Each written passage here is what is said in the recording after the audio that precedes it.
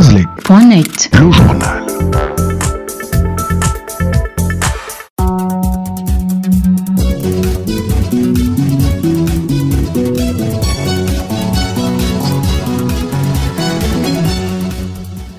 Vacances du pouvoir, reconnaissance de la victoire de Jean Ping à la présidentielle d'août 2016, exigence de la coalition pour la nouvelle République, regroupement de leaders de l'opposition gabonaise. Menace d'ester l'université Omar Bongo en justice si elle ne reculait pas dans les nominations jugées illégales des responsables de département Claironne, le syndicat national des enseignants et chercheurs du Gabon, le SNEC.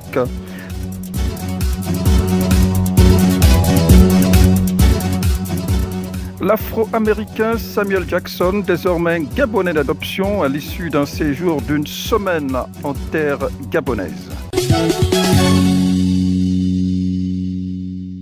Coup de théâtre sur le ciel du Parti démocratique gabonais, le PDG au pouvoir, dont la commission de discipline vient de prononcer l'exclusion d'Ali Akbar Onanga, ancien membre influent du dernier carré d'Ali Bongo et dont le go du crépuscule politique a été sonné avec l'avènement de l'ère Bruce Lacruche Alianga, directeur de cabinet d'Ali Bongo et qui a depuis lors fait du ballet au sein de l'entourage du chef. Éviction officiellement motivée pour des propos qualifiés de dérive dans lesquels il se félicite sur sa page Facebook du secrétaire général du PDG qui remplace le président du parti empêché lors de l'étape de Franceville de la tournée du secrétariat exécutif du Parti démocratique gabonais à l'échelle nationale. Président empêché, crime de lèse-majesté à mettre à l'actif d'Ali Akbar Onanga est qualifié par la hiérarchie du PDG, le parti au pouvoir, de propos insidieux tendant à s'aimer la confusion et la discorde dans les rangs de la formation au pouvoir. De sources non officielles, on impute cette exclusion du PDG d'Ali Akbar Onanga à sa défiance ouverte au nouveau faiseur de roi.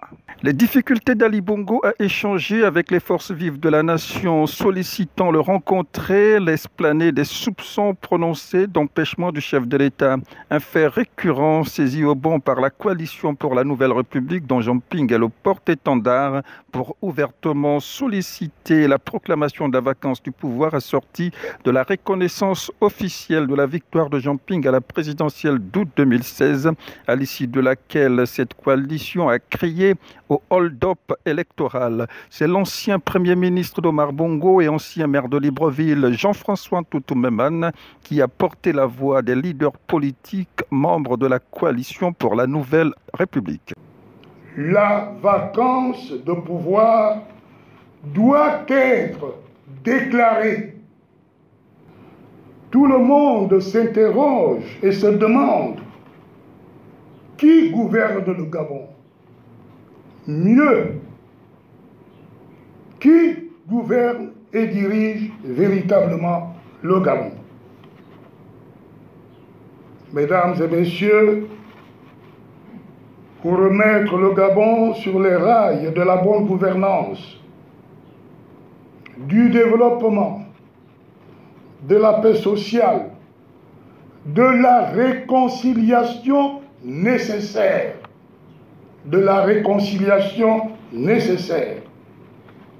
nous ne cessons de marteler que seule la reconnaissance de la victoire de M. Jean Ping à l'élection présidentielle du 27 août 2016 apportera sans conteste la sérénité dont ont besoin les Gabonaises, les Gabonais et les communautés amies du Gabon pour une vie commune et apaisée.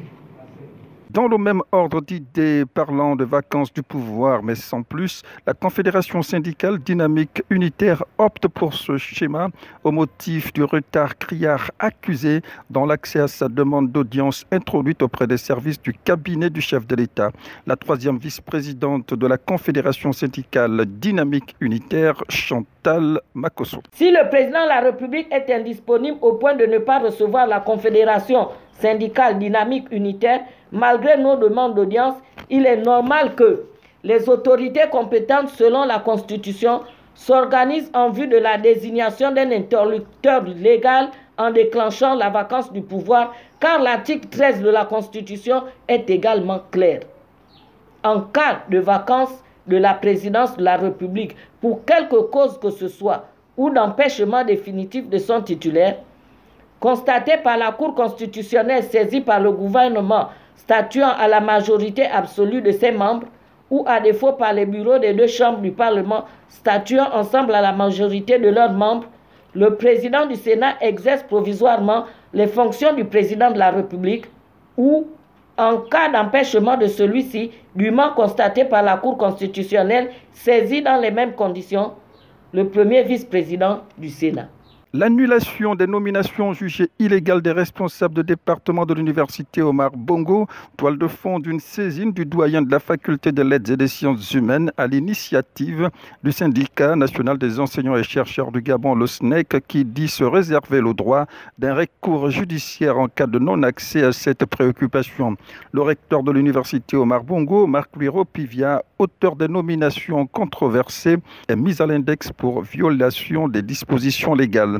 Le président de la section SNEC de l'université Omar Bongo, professeur Moukala Ndoumou. Depuis le 26 juillet, il y a un document qui circule à partir duquel il a procédé aux nominations en ne respectant pas les dispositions légales qui sont définies par exemple par l'arrêté 408 du décanat de la Flèche. Et malheureusement, il s'est permis de faire des nominations sans tenir compte des textes en vigueur. Les responsables de master sont élus par les départements et ensuite transmis au décanat qui avalise et non au rectorat. Il n'appartient pas au recteur de nommer les responsables de master sans pouvoir s'en tenir au texte en vigueur. Donc c'est une violation flagrante des dispositions en vigueur. Nous allons demander au doyen la Flèche d'intercéder auprès du recteur pour l'annulation de ces nominations illégales. Si ce n'est pas le cas, nous allons saisir les instances autorisées, notamment le tribunal administratif au fait de l'annulation de ces nominations. Professeur Moukala Ndoumou sera l'invité de ce journal en page magazine. www.mazlek.net.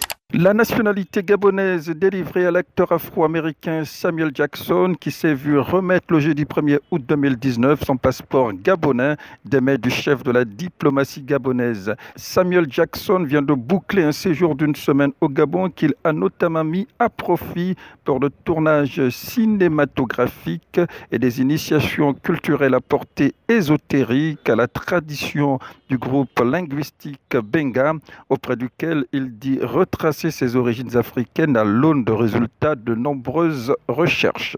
Les agents bancarisés de la mairie de Libreville sévrés de leur salaire de fin juillet dernier depuis plusieurs jours. Rémunération habituellement touchée le 25 de chaque mois. Un dysfonctionnement imputé de sources concordantes à un sureffectif qui plomberait la masse salariale et qui serait la résultante d'un recrutement d'agents à tour de bras à l'initiative des nouvelles autorités selon de nombreuses indiscrétions. Une préoccupation inhabituelle que les personnels de la mairie de Libreville disent endurer ces derniers mois. Vous êtes sur www.mazlek.info.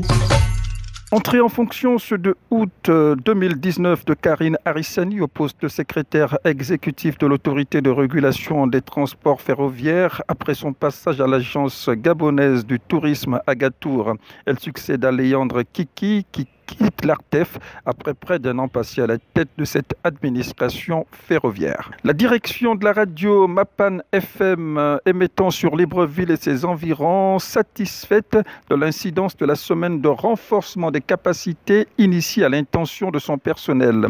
Des séances de remise à niveau qui ont notamment porté sur les techniques d'animation et de production radiophonique, sur la tenue d'antenne ainsi que sur les fondamentaux des techniques d'écriture journalistique. L'administrateur provisoire de Radio Mapan, Aldo Newman Mundunga. C'est clair que ça a été quelque chose de fort pour nous, de bénéfique, et je crois que nous allons donner quelque chose de mieux à l'avenir. Oui, la formation elle était bénéfique et je pense que les 34 personnes qui ont pris part à cette formation sont assez satisfaites par rapport aux thématiques, mais surtout à la qualité aussi des intervenants, notamment le directeur général de Mazlek aussi, que je salue au passage pour son effort et pour sa présence durant cette semaine de formation sur les personnels de Mapan FM.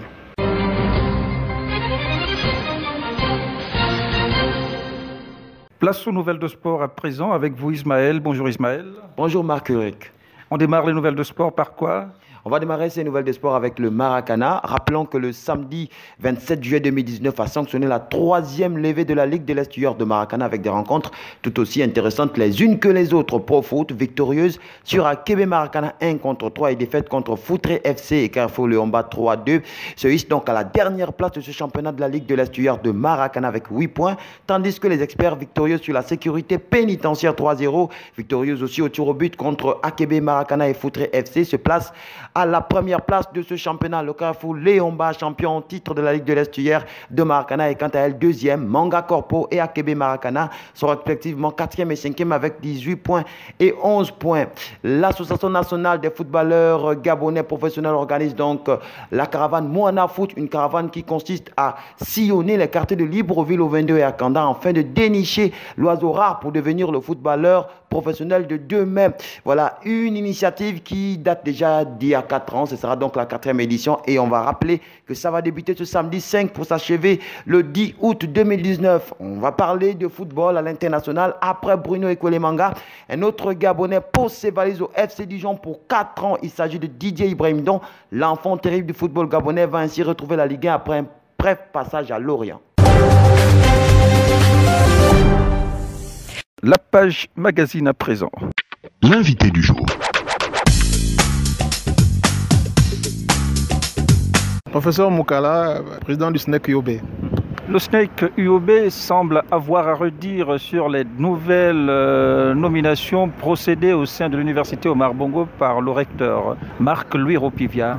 Que reprochez-vous au recteur, monsieur? Depuis le 26 juillet, il y a un document qui circule à partir duquel il a procédé aux nominations en ne respectant pas les dispositions légales qui sont définies par exemple par l'arrêté 408 du décanat de la Flèche. Et malheureusement, il s'est permis de faire des nominations sans tenir compte des textes en vigueur. Les responsables de master sont élus par les départements et ensuite transmis au décanat qui avalise et non au rectorat. Il n'appartient pas au recteur de nommer les responsables de master sans pouvoir s'en tenir au texte en vigueur. Donc c'est une violation flagrante des dispositions en vigueur. Au-delà de dénoncer, est-ce qu'il y a un recours qui a été introduit? Si oui, auprès de qui? Alors, nous suivons souvent la voie légale. Nous allons adresser un courrier au doyen de la Flèche qui est à l'initiative de l'arrêté. Ensuite, nous allons demander au doyen de la Flèche d'intercéder auprès du recteur pour l'annulation de ces nominations illégales. Si ce n'est pas le cas, nous allons saisir les instances autorisées, notamment le tribunal administratif, au fait de l'annulation de ces nominations. Vous avez remis au goût du jour une grève vieille de plusieurs années, remise au goût du jour depuis plusieurs semaines. Est-ce que cela viendrait davantage plomber le cahier de charge? Oui, je pense que ces nominations illégales ajoutent encore un problème profond, notamment à l'UOB, parce que nous sommes déjà à 2 mois de grève et ces nominations ne vont pas justement dissiper la voie de sortie au niveau après 2 mois de grève. Professeur Moukala Ndoumou, merci. Je vous en prie. L'information continue sur notre journal en ligne et sur notre web radio sur www.mazlek.net.